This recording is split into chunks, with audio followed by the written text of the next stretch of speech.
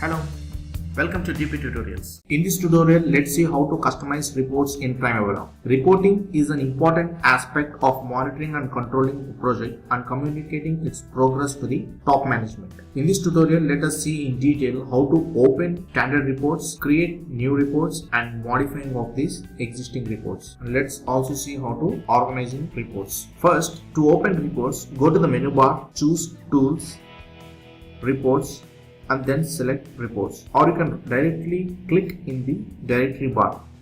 Use the reports window to create, edit, run and delete global and project reports. You can also use the reports window to export and import reports to and from other module installations. Use the reports toolbar to create, modify, import and export reports. You can run a single report or a batch report. Let's see report groups.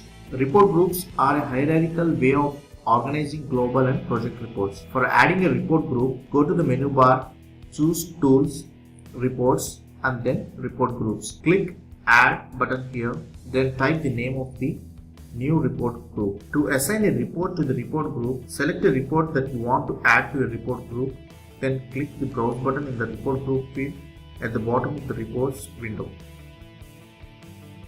Let's see how to create and modify reports. You can create and modify reports using either of the two ways, report wizard or a report editor. Now let's first see how to create a report with the report wizard. Choose Tools and then select Report Wizard and follow the prompts. First click on the new report and click Next. The select subject area, then select this subject area and click Next. This shows additional subject areas available. Select subject areas for the report by moving them to the right side of the window. Select the subject area to configure for the report. You can also customize columns and apply group, sort and filter options. To create a report with the report editor, copy paste any existing report, and once you select a report, right click on the report and choose Modify. Within the report editor, click this New Report Tool button, first button, and confirm your decision by clicking OK.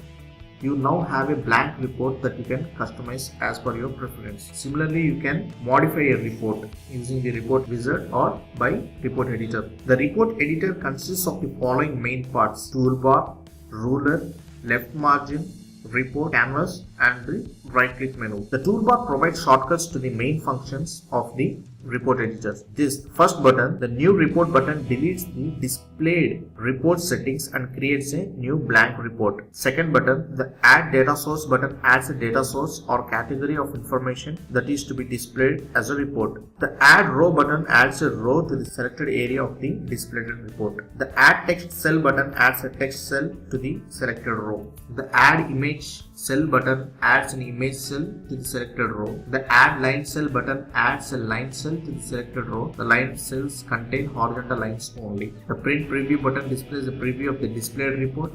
The properties button allows you to define the selected report components properties, and as well you can upload the background image. The report wizard button allows you to modify the current report settings using the wizard. Using the ruler indicates the horizontal position of each report component. The left margin helps you to identify each data source and row. The report canvas enables you to view each component's position in the overall report. A blue border indicates the selected report components. To view a component properties or settings, double click the component so as to view the properties, and thereby you can modify it. Some of the components you can delete by pressing the delete button directly or choosing delete from the right click menu. Now let's see how to add data sources to reports. In the report editor, click the gray detail area and then click this button. Click the source tab.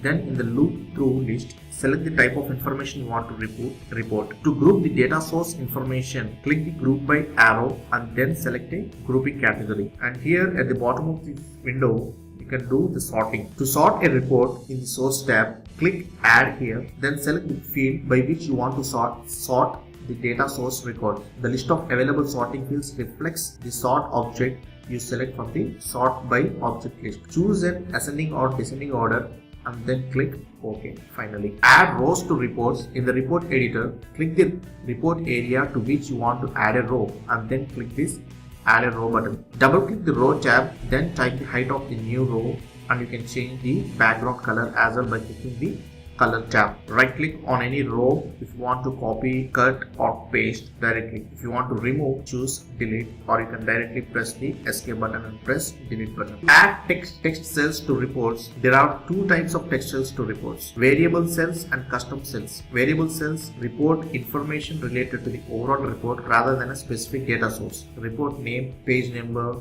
date, notes or examples of variable type information. Whereas custom text cells contain custom text that you specify as per your preference. If you go to the screen, bottom there is a borders tab where you can click this borders and mark the appropriate checkboxes to add borders to the cell as per your preference. To add images to reports, click this image in the toolbar and then click select image and then click load. Select the drive that contains the image file and finally click OK. You can also specify how you want to include an image in a report if you compile the report to an HTML file. In the report editor, select the row to which you want to add a line cell. Click this icon and then click the line tab.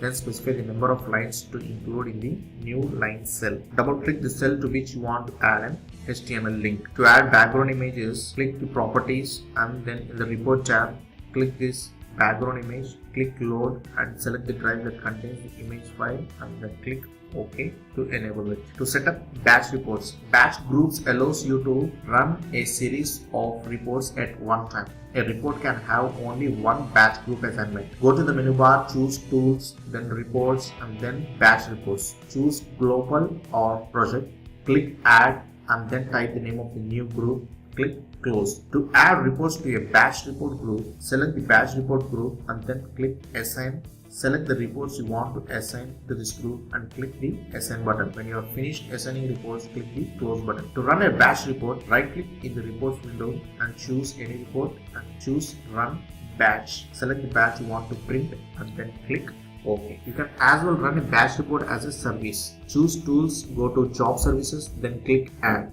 Select batch reports in the service type field. Specify a number in the job field to indicate the sequence in which the service should be performed. So this is how you can schedule the running a batch report for every time period.